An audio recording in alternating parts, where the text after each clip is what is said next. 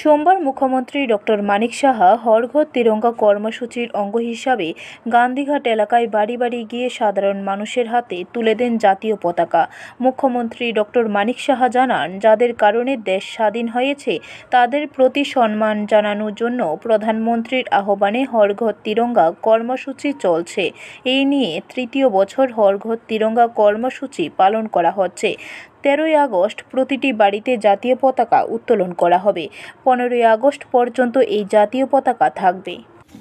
গত 3 বছর ধরে, 2 বছর তো হয়ে গেল, এই বছর 3 বছর আমাদের মাননীয় যশস্বী প্রধানমন্ত্রী নরেন্দ্র মোদীজি আহ্বান করেছিলেন যে আমাদের যে জাতীয় পতাকা সেটা আমাদের গর্বের বিষয়, এবং যাদের কারণে আজকে দেশ স্বাধীন হয়েছে তাদের প্রতি সম্মান জানানোর জন্যই আজকের হর ঘর তিরঙ্গা প্রোগ্রাম চলছে।